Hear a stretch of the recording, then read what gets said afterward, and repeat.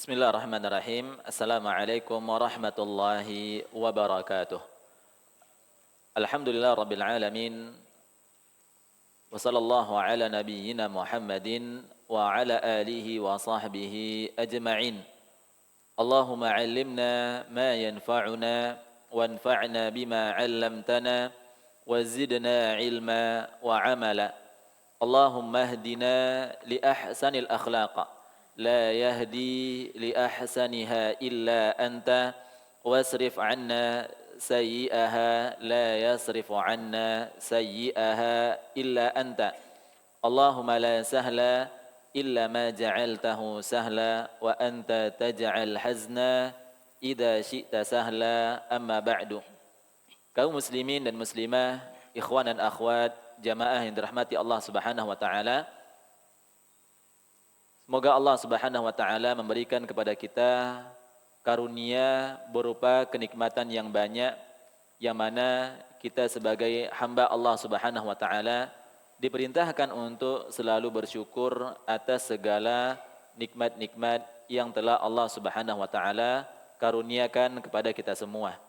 Dan juga kita senantiasa berselawat kepada nabi kita, Nabi Muhammad sallallahu alaihi wasallam. Kaum muslimin yang dirahmati Allah Subhanahu wa taala, pada malam hari ini kita masih melanjutkan bab ma jaa man anna al-ghuluwa fi qubur as-salihin yusayyiruha awthanan tu'badu min dunillah. Naam, tafadhal. Naam. Bismillah. Ahsanallahu ilaikum. Qala al-muallif rahimahullahu taala fi kitabih Kitab at-Tauhid. باب ما جاء أن الغلو في قبور الصالحين يصورها أوثانا تعبد من دون الله. ولابن جرير بسنده عن سفيان عن منصور عن مجاهد في قوله تعالى: أعوذ بالله من الشيطان الرجيم أفرأيتم اللات والعزى النجم قال كان يلت لهم السويق فمات فعكفوا على قبره. وكذا قال أبو الجوزاء عن ابن عباس كان يلت السويق للحاج. Diriwayatkan oleh Ibnu Jarir dengan sanadnya dari Sufyan, dari Mansur, dari Mujahid, bahwa tentang firman Allah Subhanahu wa taala, terangkanlah kepadaku, wahai kaum musyrikin, tentang berhala yang kalian anggap sebagai anak perempuan Allah Subhanahu wa taala, Al-Lata dan Al-Uzza. Quran surah An-Najm ayat 19. Mujahid berkata, Al-Lata adalah orang yang dahulu selalu membuatkan mereka adonan tepung untuk dijadikan roti. Setelah ia meninggal, mereka senantiasa mendatangi kuburannya. Demikian pula dituturkan oleh Abul Jauza'i dari Ibnu Abbas, bahwa Ibnu Abbas berkata, dahulu dia biasanya mengadonkan tepung roti untuk jemaah haji. Kaum muslimin dan muslimat dirahmati Allah Subhanahu wa taala, kita masuk di pembahasan masih di bab yang ke-20, bab tentang ghulu, berlebih-lebihan terhadap kuburan orang soleh, yang mana kuburan orang saleh tersebut dijadikan sebagai berhala yang disembah selain Allah Subhanahu wa taala. Apa yang dimaksud dengan berhala?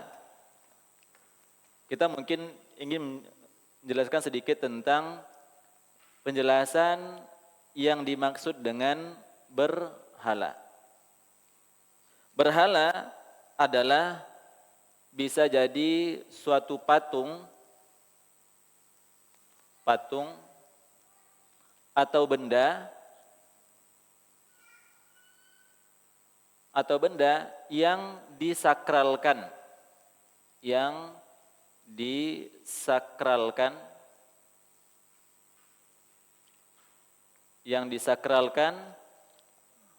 atau yang disucikan atau dianggap keramat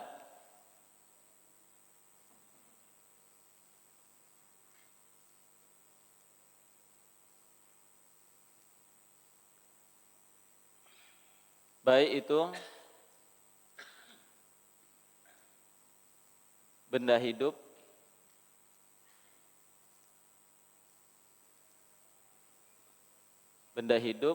ataupun benda mati.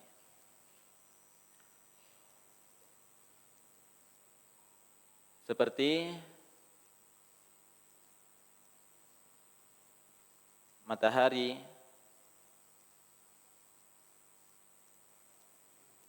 planet,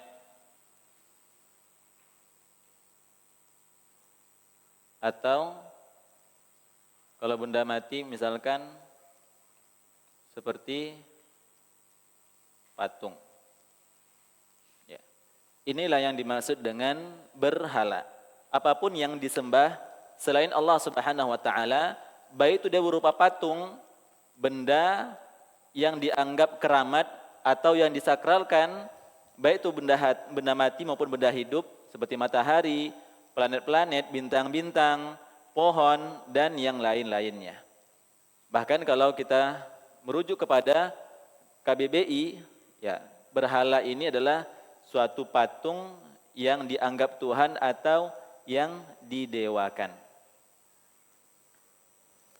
Dan di sini kita melihat bahwasannya berhala merupakan kesyirikan pertama. Berhala merupakan kesyirikan yang pertama sekali terjadi di muka bumi. Pertama sekali terjadi di muka bumi ini.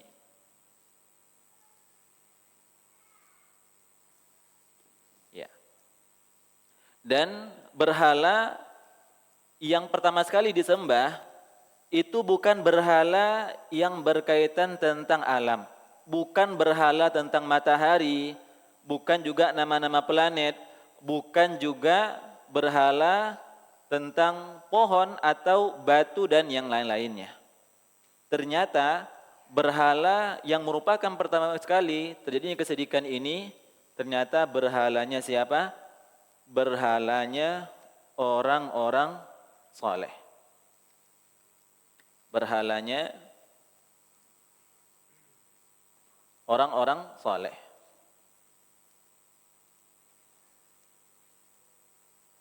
Kapan terjadinya ini? Terjadinya kesyirikan pertama sekali adalah di zaman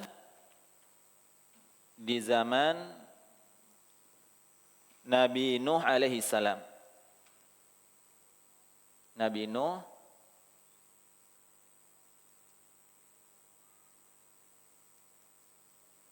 alaihi salam. Yang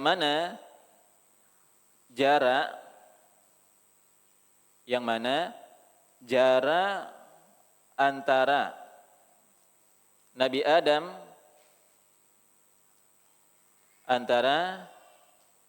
Adam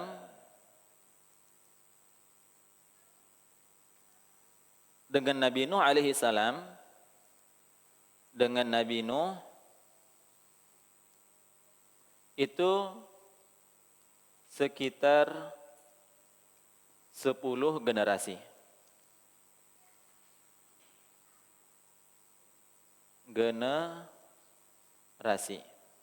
Jadi kita harus sepakati bersama bahwasannya jarak antara Nabi Adam dengan Nabi Nuh alaihi salam sejauh atau selama 10 generasi.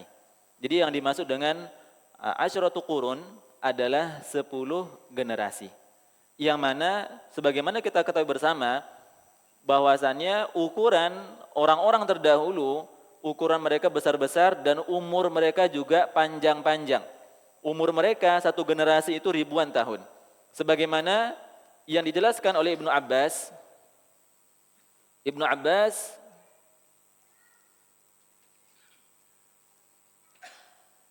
radhiyallahu anhu menyebutkan tentang umur dari Nabi Nuh alaihi salam. Umur Nabi Nuh, kata beliau, 1050 tahun.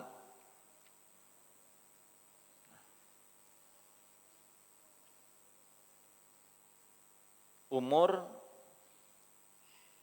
Nabi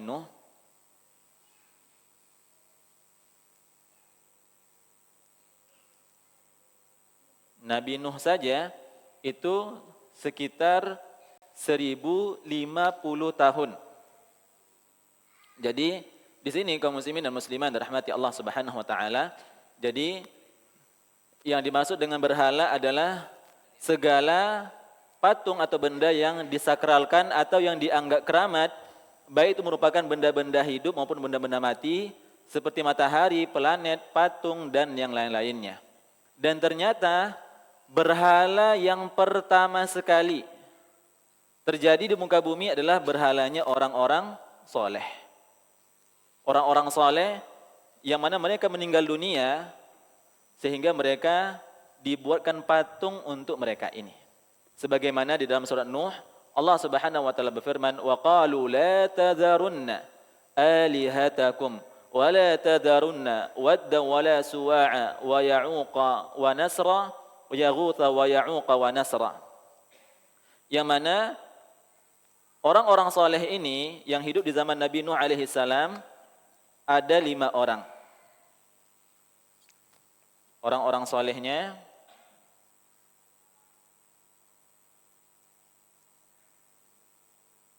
solehnya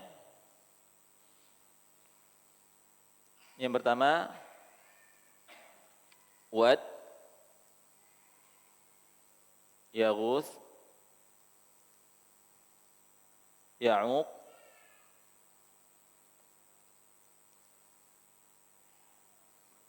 Wadda wa Yaghutha wa Ya'uqa, Wad, Yaghuth, apa lagi? Ya'uq, Suwa, ya. Suwa dan Nasr. Ya. Inilah 5 orang saleh yang ada di zaman Nabi Nuh alaihi salam, yang mana mereka adalah orang-orang yang saleh, lalu mereka meninggal dunia, lalu setan membisikkan kepada mereka untuk dibuatkan patung-patung kelima orang saleh ini di tempat-tempat kajian mereka. Apa tujuannya? Agar mereka semangat di dalam beribadah. Dia mengingat tuan gurunya nih yang sudah meninggal dunia, ya ketika kita melihat beliau, kita semangat untuk beribadah. Jadi tujuan awal dibentuknya atau dibuatkan patung-patung mereka itu bukan untuk diibadati, bukan untuk disembah, tapi untuk sekedar pengingat saja.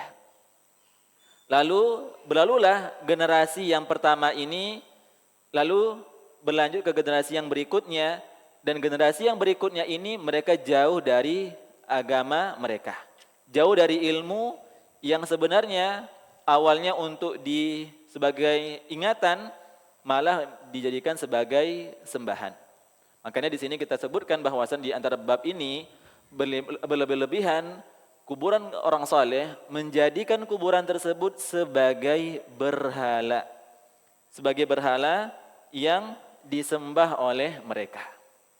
Jadi berawal dari berlebih-lebihan terhadap orang saleh. Pada pertemuan sebelumnya kita telah mempelajari bersama ada 2 tujuan atau 2 golongan orang yang dia berlebih-lebihan kepada kuburan orang saleh. Yang pertama sebagai wasilah, yang kedua sebagai tujuan. Yang pertama mereka berdoa di sana, beribadah di kuburan orang soleh tersebut sebagai wasilah, sebagai perantara agar ibadah mereka ini diterima oleh Allah Subhanahu wa taala. Jadi mereka mengerjakan ibadah di kuburan tersebut hanya sebatas wasilah saja. Yang kedua adalah sebagai tujuan utamanya. Mereka berdoa langsung kepada yang ada di dalam kubur tersebut. Jadi kaum muslimin dan muslimat dirahmati Allah Subhanahu wa taala, berhala yang pertama sekali terjadi di muka bumi ini bukan berhala matahari, berupa alam atau pohon dan yang lainnya, ternyata berhala ini berawal dari hulunya, berlebihannya terhadap orang saleh.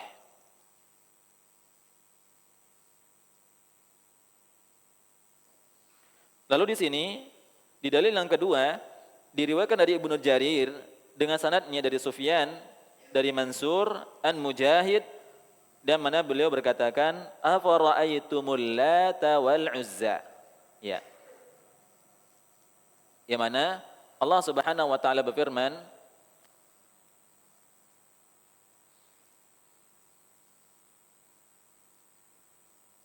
afara'aitum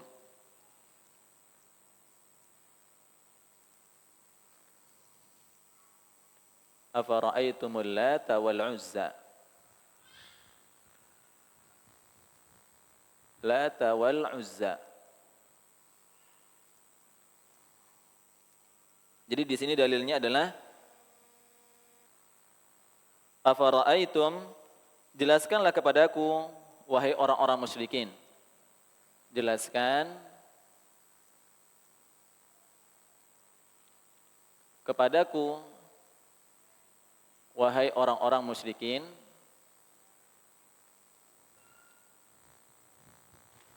orang-orang musyrikin, tentang berhala yang kamu anggap sebagai anak perempuan Allah.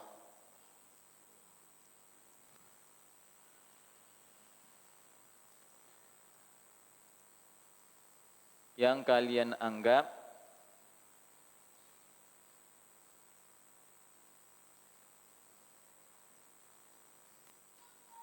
anak perempuan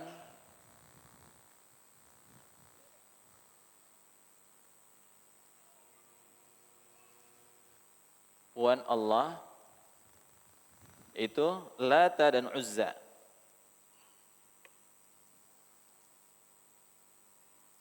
Lata dan Uzza. Jadi di sini dijelaskan bahwasannya siapa Lata ini? Lata adalah orang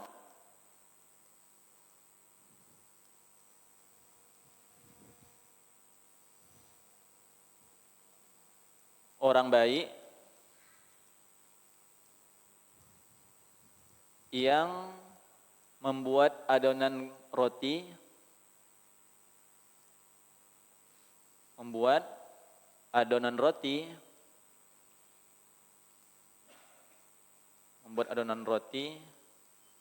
untuk jamaah haji.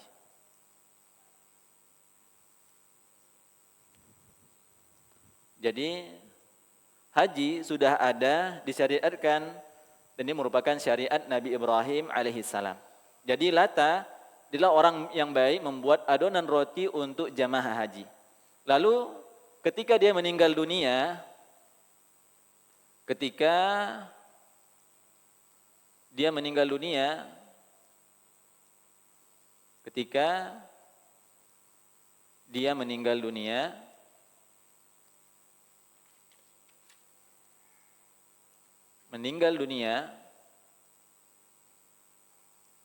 orang-orang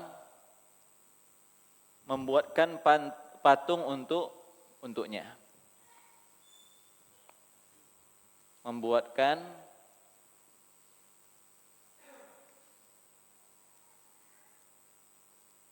patung Lata. Jadi inilah kisah bahwasannya Lata itu merupakan berhala yang dia dahulunya ketika masa hidupnya dia adalah orang yang baik yang membuat adonan roti bagi orang-orang yang berangkat haji. Orang yang berhaji diberikan roti oleh orang yang bernama Lata ini. Ketika meninggal dunia, orang-orang pun membuat patung untuk dia. Maka di sini kaum muslimin dan muslimat dirahmati Allah Subhanahu wa taala, kita melihat banyak terjadi kesyirikan itu berawal dari apa? Berawal dari berlebih-lebihan terhadap orang saleh. Terhadap orang saleh dalam bentuk apa? Dalam bentuk misalkan bertabaruk dengan dia, atau mencari berkah dengan mencium kakinya, atau dia sujud kepada orang soleh tersebut, atau mengambil hal-hal yang lain, atau yang cukup sering kita lihat adalah air berkah atau air doa. Ini air bukan sembarangan air, tapi air yang ada doanya. Dan itu cukup laris terjual. Ya. Jadi ini diantara bentuk ghulu, berlebih-lebihan terhadap orang saleh. Jadi berawal berlebih-lebihan terhadap orang saleh, dan biasanya kaum muslimin dan muslimah yang dirahmati Allah Subhanahu wa taala, biasanya berlebih-lebihan ini semakin meningkat kepada orang saleh ini kalau dia sudah meninggal dunia. Ketika dia masih hidup, ya orang berlebih-lebihannya tidak begitu terlalu berlebih-lebihannya. Tapi kalau dia sudah meninggal dunia, itu berlebih-lebihannya semakin meningkat. Ya. Karena terkadang ketika dia masih hidup, masih ada sifat kemanusiaannya. Yang namanya sifat manusia mesti ada kelebihan dan ada kekurangannya. Jadi kekurangannya terlihat sehingga orang terkadang kurang hormat, kurang respect kepada dia. Tapi kalau dia sudah meninggal dunia, kekurangannya sudah terkurangi, yang kelihatan adalah kelebihannya. Ya, betapa sering kita lihat terjadinya orang berlebih-lebihan terhadap orang saleh, terutama kalau dia sudah meninggal dunia. Siapapun orangnya. Ya, kita lihat ada orang yang mereka berlebih-lebihan terhadap Nabi Isa karena dianggap sudah meninggal dunia. Sehingga mereka pun berlebih-lebihan. Dan begitu juga dengan agama-agama yang lainnya. Maka di sini kita sampaikan bahwasannya berlebih-lebihan terhadap orang saleh ya bisa menjadikan kuburannya sebagai berhala yang disembah selain Allah Subhanahu wa taala. Jadi kita harus berhati-hati untuk di dalam menghormati, di dalam memuliakan orang saleh. Orang saleh harus kita muliakan, harus kita cintai, tapi ada kadarnya, ada batasnya. Jangan sampai kita melewati batas tersebut, kita jatuh kepada berlebih-lebihan terhadap orang saleh, dan ini mengantarkan seorang kepada kesyirikan. Sebagaimana bab sebelum dari bab ini, bagaimana Nabi SAW betul-betul melarang dengan larangan yang tegas, larangan yang keras. Untuk apa? Untuk tidak menjadikan kuburan beliau sebagai kuburan untuk diibadati, sebagai kuburan yang untuk disembah. Beliau sangat-sangat melarang itu semua. Jadi di sini kaum muslimin dan muslimat dirahmati Allah Subhanahu wa taala, jadi berlebihan terhadap orang saleh merupakan pintu jatuhnya seorang kepada kesyirikan. Oke? Mungkin dihapus dulu, kita lanjut ke dalil yang berikutnya. Ahsanallahu ilaikum. Wa an Ibni Abbas radhiyallahu anhuma qala la'ana Rasulullah sallallahu alaihi wasallam zairatil qubur wal muttakhidina 'alaiha al masajida was suruj. Rawahu Ahlus Sunan. Dari Ibnu Abbas radhiyallahu anhuma, beliau berkata, Rasulullah sallallahu alaihi wasallam melaknat perempuan yang menziarahi kuburan serta orang-orang yang membangun masjid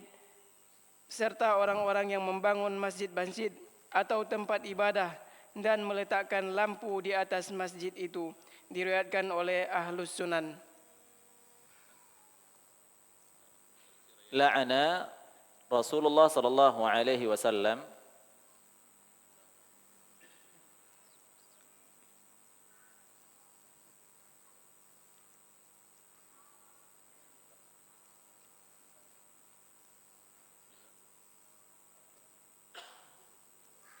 zairatil qubur. Zairatil qubur.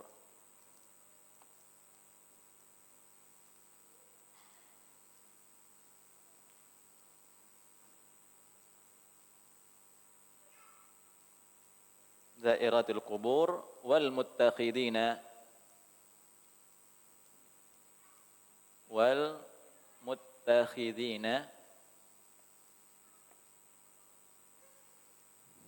'alaiha al-masajid.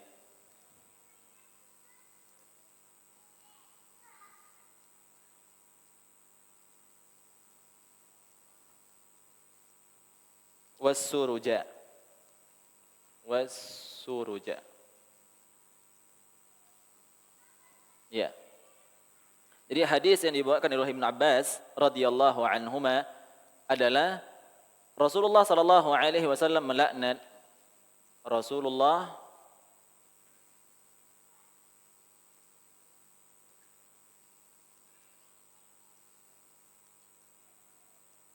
melaknat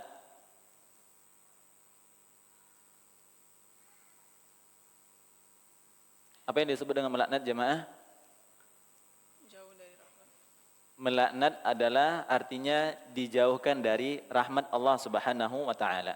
Jadi Rasulullah sallallahu alaihi wasallam melaknat zairatul qubur. Perempuan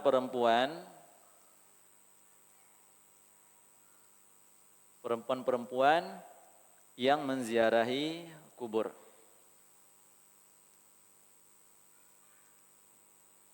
Yang menziarahi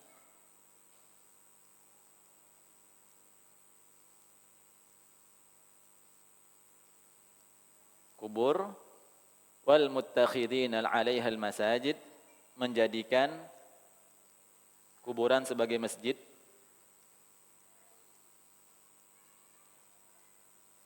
Kuburan sebagai masjid.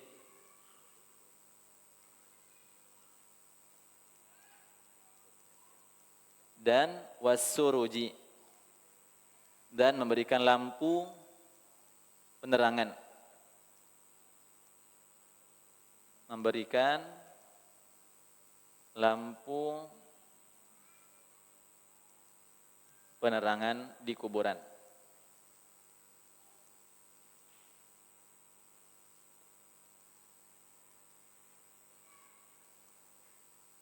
Di kuburan. Nah, di sini kaum muslimin dan muslimat rahmati Allah Subhanahu wa taala, pembahasan kita dalam hadis ini ada 3 pembahasan. Yang pertama adalah di sini Rasulullah sallallahu alaihi wasallam melaknat perempuan yang menziarahi kubur. Rasulullah melaknat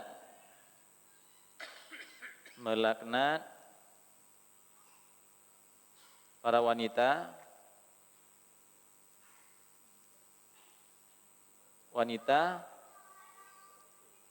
menziarahi kubur.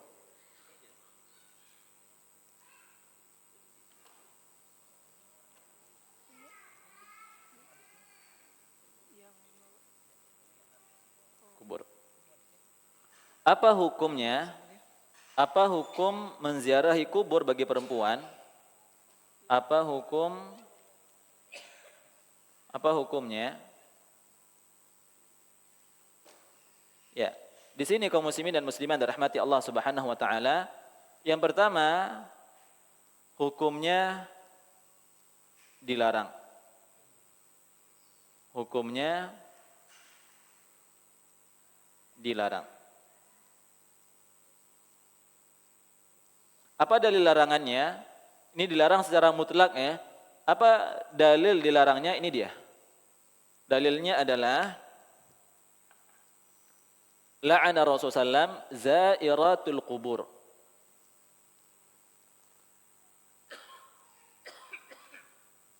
Nih. Rasulullah SAW melarang perempuan untuk menziarahi kubur. Ini merupakan dalil bahwasannya perempuan dilarang untuk menziarahi kubur. Dan ini pendapat yang pertama. Adapun pendapat yang kedua,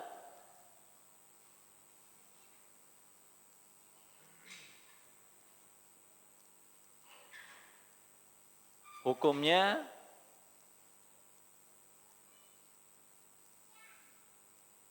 boleh tapi tidak sering.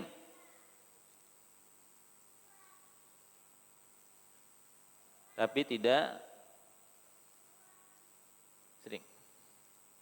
Ya, jadi dalam 2 hal ini kaum muslimin dan muslimat dirahmati Allah Subhanahu wa taala. Jadi di sini Rasulullah sallallahu alaihi wasallam melaknat bagi perempuan-perempuan yang menziarahi kuburan. Ya. Jadi larangannya pendapatnya ada dua. Ada yang mengatakan pendapatnya ini adalah dilarang secara total, secara mutlak. Yang kedua, hukumnya boleh tapi dengan catatan tidak sering-sering berziarah kubur. Karena kaum muslimin dan muslimat dirahmati Allah Subhanahu wa taala, ada hadis yang lainnya, la'anallah zairatil qubur. Allah Subhanahu wa taala melaknat perempuan-perempuan yang sering menziarahi kubur. Ya, jadi di sini ada dua dalil yang saling menguatkan bahwasannya larangan di dalam menziarahi kubur bagi perempuan. Karena kaum muslimin dan muslimat dirahmati Allah Subhanahu wa taala, karena di antara sebabnya kata para ulama adalah karena biasanya perempuan hati mereka tidak sekuat laki-laki. Perempuan hati mereka lebih lemah. Jadi kalau mereka pergi ke kuburan, mereka menangisnya kadang meraung-raung, menangisnya dengan menangis yang histeris, terkadang keluar ucapan-ucapan yang dimurkai oleh Allah Subhanahu wa taala atau ucapan-ucapan yang menolak takdir. Ya Allah, kenapa ini diambil ya Allah? Kenapa dia dahulu ya Allah? Kenapa ini? Ya meraung-raung, merintih-rintih. Maka ini diantara sebab kenapa perempuan dilarang untuk sering-sering dalam menziarahi kubur. Karena menziarah kubur ini sebagaimana yang sudah kita pelajari bersama pada pertemuan yang lalu, memiliki dua tujuan. Apa tujuannya, Pak? Untuk mengingat kematian, mengingat negeri akhirat. Yang kedua adalah untuk mendoakan bagi penghuni kuburnya. Makanya tak kala kita ingin berziarah kubur, di antara doa yang diajarkan Nabi SAW, Assalamualaikum ya ahlad diyar, minal muslimina wa minal mu'minin, wa inna insyaallahu bikum lahikun. Atau ada yang lebih lengkap lagi dengan doa yang lebih lengkapnya. Ya, jadi ini diantara doa yang kita kalau berziarah kubur. Jadi kaum muslimin dan muslimat dirahmati Allah Subhanahu wa taala, kalau tujuan kita dan menziarahi kubur membuat kita teringat-ingat, kita masih belum bisa istilah sekarang dengan move on. Mengingat-ingat tentang orang yang meninggal ini membuat memori kita kembali sedih lagi, maka ini bukan tujuan untuk kita berziarah kubur. Karena tujuan kita berziarah kubur sebagaimana yang dikatakan Nabi SAW adalah untuk mengingat kematian. Bahwasannya tak kala kita sering-sering berziarah kubur, kita sadar dan kita tahu bahwasannya hidup kita tidak lama. Semua kita pasti akan meninggal dunia. Kita akan menempati tempat yang seperti ini juga. Itu tujuan kita di dalam berziarah kubur. Jadi kalau seandainya kita berziarah kubur membuat hati kita semakin sedih, maka lebih baik kita tidak berziarah kubur. Kenapa? Karena tujuannya dalam berziarah bukan untuk itu. Bukan membuat kita semakin sedih, mengingat-ingat, bahkan meraung-raung di sana. Ya Allah, saya masih sayang sama orang tua saya, sama suami saya, sama istri saya, sama anak saya ya Allah. Ya, kalau itu membuat kita sedih, maka ini bukan termasuk tujuan di dalam kita berziarah kubur. Ya. Jadi hukum berziarah kubur kaum muslimin dan muslimat dirahmati Allah Subhanahu wa taala, kalau kita ambil hukum boleh bagi perempuan, ya tidak dianjurkan untuk tidak sering-sering berziarah kubur. Kalau kita ke kuburan baki jamaah yang dirahmati Allah Subhanahu wa taala, itu perempuan dilarang untuk berziarah. Yang boleh itu hanya laki-laki saja. Kalau kita ingin berziarah di kuburan baki, ya, tidak diperuntukkan untuk perempuan. Ya, jadi untuk menghindari fitnah. Dan juga para ulama juga sepakat bahwasannya termasuk pahala dan keutamaan dari seorang dia menziarahi kubur atau mengiringi jenazah, kata para ulama adalah ini terkhusus untuk kaum laki-laki saja. Tidak untuk kaum perempuan. Jadi keutamaan dalam mengiringi jenazah hanya diperuntukkan bagi kaum laki-laki saja, dan ini merupakan ijma' para ulama. Para ulama telah bersepakat. Ya. Allahu a'lam. Ya, kita mungkin azan dulu. Silakan. Nah, kaum muslimin dan muslimat rahmati Allah Subhanahu wa taala, yang berikutnya, yang kedua adalah menjadikan kuburan sebagai masjid. Menjadikan kuburan sebagai masjid.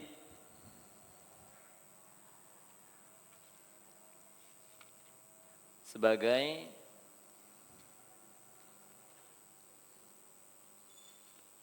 masjid.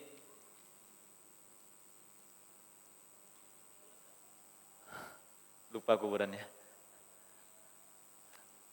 Menjadikan kuburan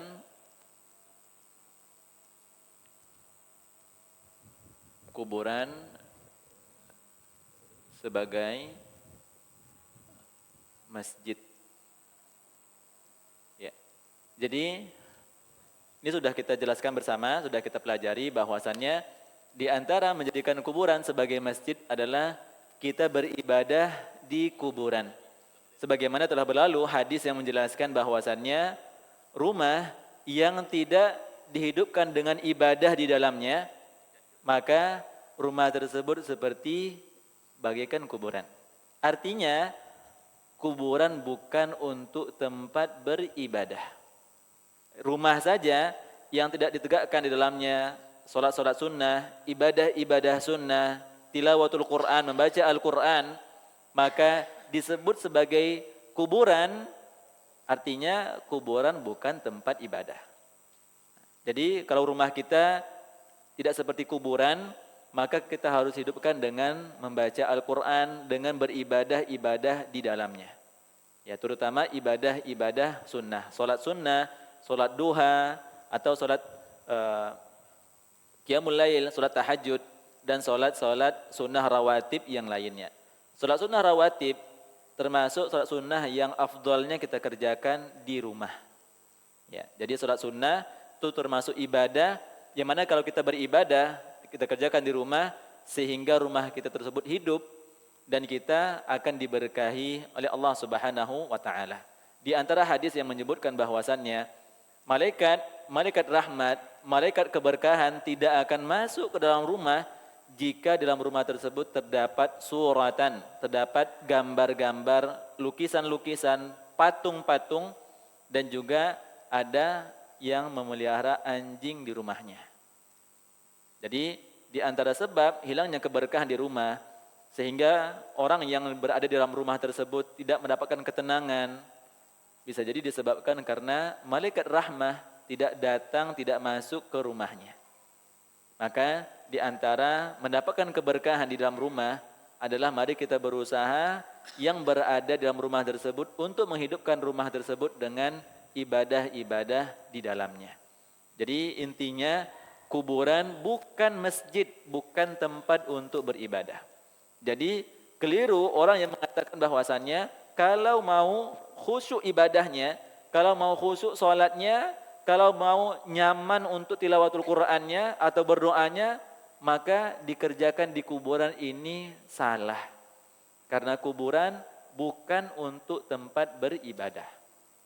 Sebagaimana di antara doa Nabi SAW adalah Allahumma la taj'al qabri wathanan. Ya Allah, jangan jadikan kuburanku sebagai berhala yang disembah. Ya. Yang ketiga adalah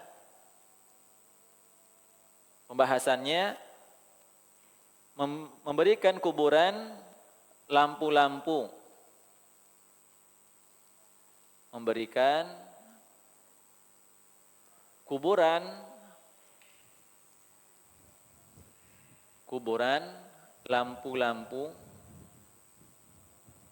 lampu-lampu dan hiasan lainnya.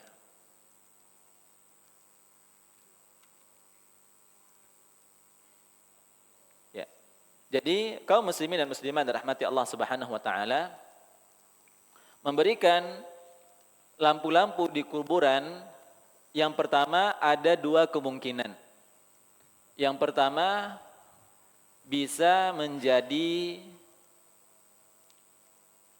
sarana menuju kesyirikan. Menuju kesyirikan.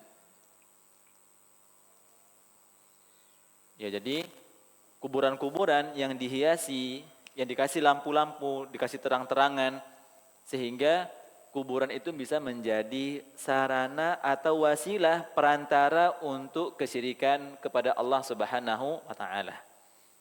Yang kedua,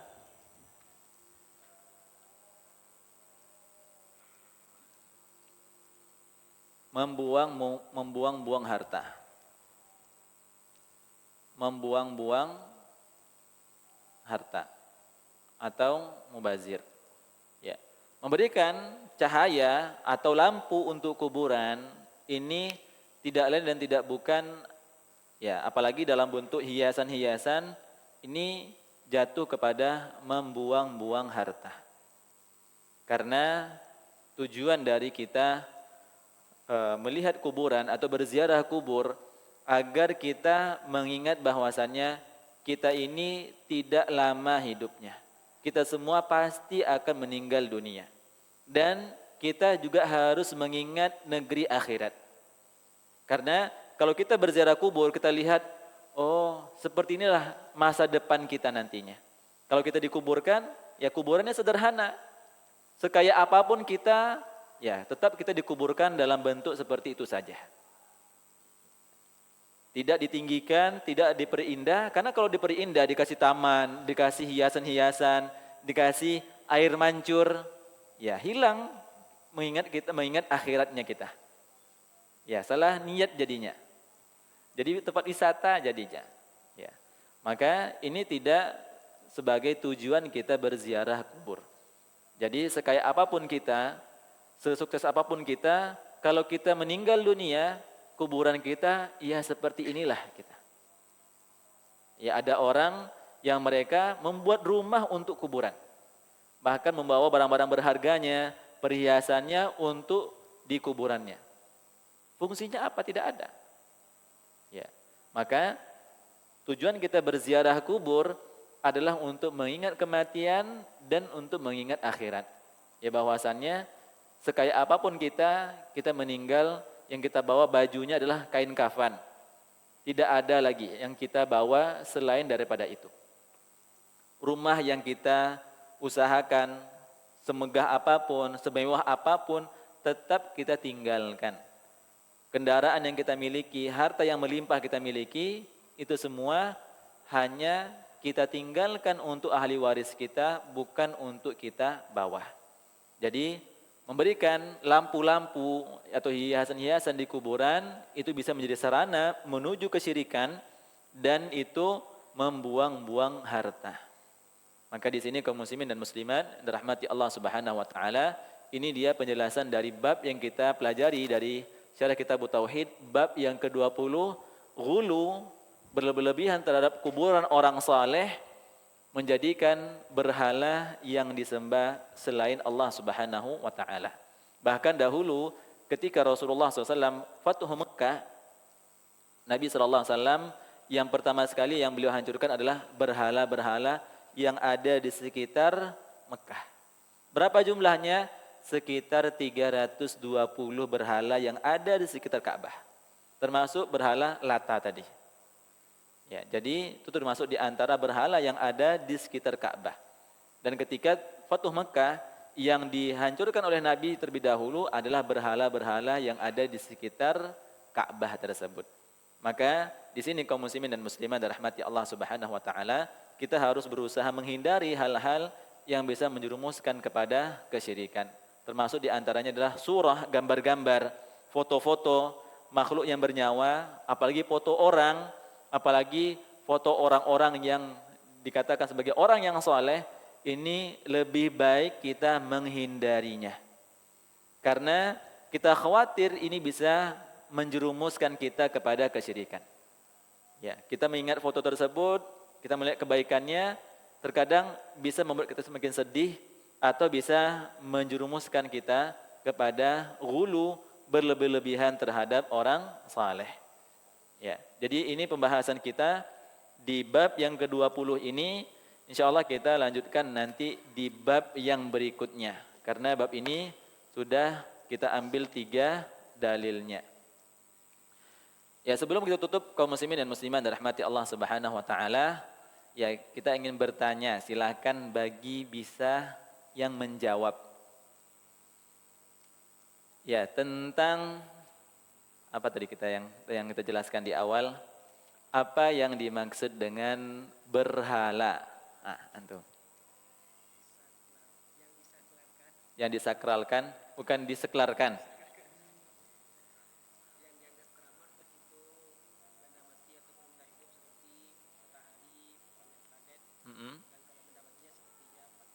Patung, terus